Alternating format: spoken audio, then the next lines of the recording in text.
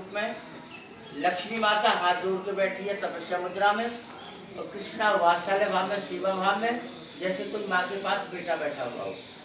जबकि नारायण और वर्ड के अंदर सभी मंदिरों में सबका स्वामी बन के बैठा, सबका पति बन के बैठा, बेटा कहीं नहीं बना, केवल बेलवन के अंदर वात्सल्य भाव में, फिर भी लक्ष्मी के साथ। जबकि लक्ष्मी के साथ तो विष्णु को होना चाहिए, कृष्ण के साथ राधा रानी होनी चाहिए।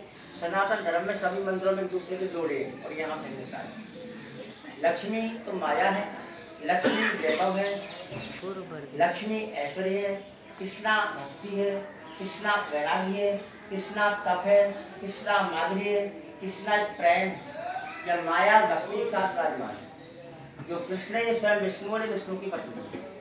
वैकुंठ में तो विष्णु ऐश्वर्य के साथ था, माया के साथ था, वैभव के साथ था, और ब्रज के अंदर विष्णु कृष्ण अवतार में भक्ति के साथ था, वैराग था, माधुर्य प्रेम के साथ था। राधा रानी रास राजेश्वरी है, लक्ष्मी माता राज राजेश्वरी है, राधा रानी माधुरी है, लक्ष्मी माता ऐश्वरी है। तो करीब 5,500 वर्ष पहले द्वापर में श्री कृष्ण भगवान ने श्री राम वृंदावन के अंदर महाराज किया था। तो उस महाराज में 16,103 रानियां और 8 थी पटरानियां, और स्वयं शंकर भगवान गोपी का रूप धारण करके गोपेश्वर बनकर वो बीच में प्रविष्ट थे।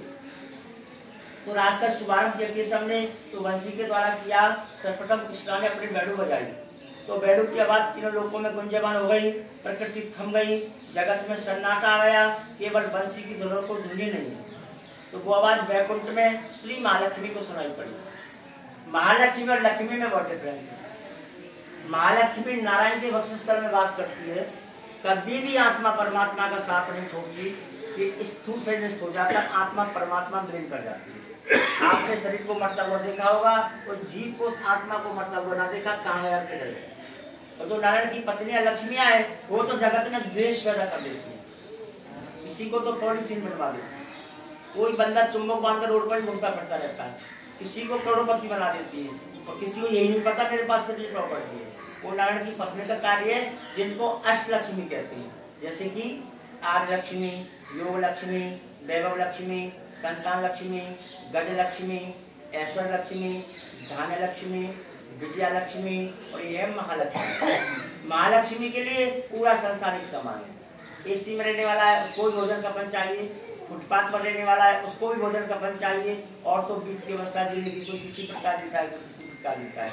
इन्होंने श्री नारायण से पूछा कि नारायण, ये बंसी की आवाज कहाँ से आ रही है? उन्होंने कहा कि वृंदावन से। क्यों? कि वृंदावन के अंदर महाराज हो रहा है। उस महाराज को कौन कर रहा है प्रभु? उन्होंने कहा उस राज को छोटा सा बालक है, जिसकी अवस्था 8 वर्ष की है, उसका नाम कृष्ण वो कर रहा है। तो इनको अचंबा हुआ, 8 वर्ष की अवस्था, 33 कोटि देवता दर्शन करने के लिए जा रहे हैं, शंकर भगवान की ओर चले जा रहे हैं, तो कोई दिव्य बालक है, तो मैं भी वृंदावन जाऊंगी। तो नारायण को तो पता था ये तो माया है, वैभव ऐश्वर्य, राधा रानी भक्ति है, वैराग्य, इसको नहीं आने देगी। परंतु जबरदस्ती करके वैकुंठ से सीधा वृंदावन कर देती है। इधर राधा रानी को पता पड़ता है। तो राधा रानी विश्वान दुलारी कृष्ण प्यारे से ज्यादा होशियार है। एक कहावत है कि भगत के बस में है भगवान। मर्यादा पुरुषोत्तम श्री राम 12 कला से अवतार है, कृष्णा 16 कला से अवतार है, राधा रानी विश्वान दुलारी 64 कला से अवतार है। कृष्ण पावे नहीं पारा, और तुम्हें को जानन हारा, श्री राधा रस प्रीत अभिधा, सादर गान करते जो देधा, राधा त्याग कृष्ण को वजई, ते सपने जग जलत न तरई, कीरत क्वारी लाडली राधा, सुमरत सकल मिटई बब बाधा, नाम अमंगल मूल न साबन, त्रिवृत ताप मन हरवन मावन, राधा नाम लगे कोई, सहजई दामोदर बस होई, राधा नाम परम सुखदाई, बजतई कृपा कर अपराई, यशमत नंदन पीछे रही, जो कोई राधा नाम सुमरई, रास जारणी श्यामा प्यारी, करो कृपा बरसाने बारी, वृंदावन है शरण प्यारी, जय जय जय कृष्ण राधा रानी कौन है? कृष्णा परमात्मा, लक्ष्मी माया, जिसको त्रिगुणातीत कहते हैं। तीनों के आधीन संसार बंधा हुआ है। माया भी चाहिए, भक्ति भी चाहिए, और परम पिता परमात्मा श्री कृष्ण भी चाहिए। तो राधा रानी ने सोचा अगर लक्ष्मी जी का राज के अंदर प्रवेश हो जाएगा, उसका तो भाव भी बदल जाएगा। वो तो गोपी भाव बना लेगी, वो साधु जीवन बताएगी, उसको वैराग हो जाएगा। जब महालक्ष्मी को वैराग हो जाएगा तो संसार कैसे चलेगा? इसको तो रोका था। तो उन्होंने श्री कृष्ण भगवान से कहा कि साहब आप राज कर रहे हो, बैकुंठ से श्री महालक्ष्मी आ रही है, वो तो इतनी सुंदर है कि सभी देवता मोहित हो जाएंगे और आप भी मोहित हो जाओगे। पूरा जगत ही मायावादी हो जाएगा। कोई नहीं जानेगा भक्ति को, दान को, पुण्य को। उसको रोकिए ना करो। तो भगवान का चिंता ना करें। तो वृंदावन से 3.5 किलोमीटर दूरी पर यमुना पार करके बेलवन करे जंगल था। पेड़ पत्र के पेड़ थे, लताएं पताएं थी, झाड़ियाँ थी, घना बना जंगल था। और उस वक्त वृंदावन में भी कुछ नहीं था, केवल तुलसी का वन था। वृंदा तुलसी थी, उसका वन था, वृंदावन पड़ा। तो कन्हैया ने यमुना पार लक्ष्मी माता को रोक लिया। लक्ष्मी माता पहचान ना पाई, मेरे सामने कौन आ गया है।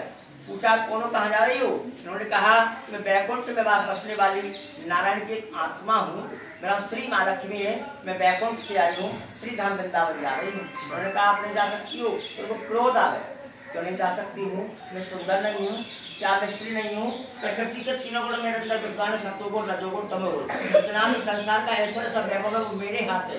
तो जो ब्रज की गोबर डालने वाली, छाछ धोने वाली गोपाल को रास में प्रवेश मिला है, शंकर प्रसूति से आस में प्रवेश मिला है, आप विष्णु की पत्नी श्री माँ लक्ष्मी से मना कर रहे हो। उन्होंने कहा कि जो आपको घमंड है ना कि मैं माया हूँ, मैं सुंदर हूँ, मैं ऐश्वर्य हूँ, मैं वैभव हूँ, मैं नारायण की पत्नी हूँ, पहले आप ऐश्वर्य भाव के घमंड का त्याग करो, माधुरी भाव बनाओ, गोपी भाव बनाओ, साधु जी पर बताओ, वैराग्य लेके आओ, राधा रानी के चरणों की भक्ति करो, तब आना।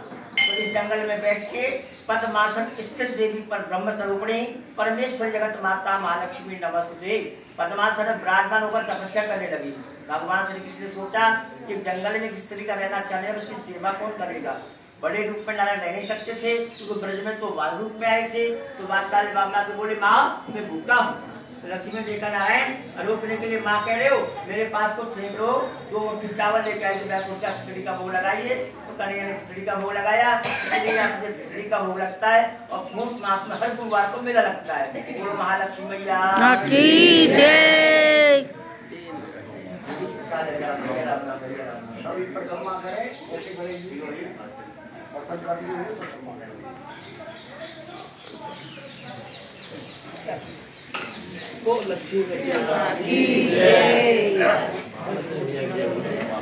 महालक्ष्मी मैया की जय।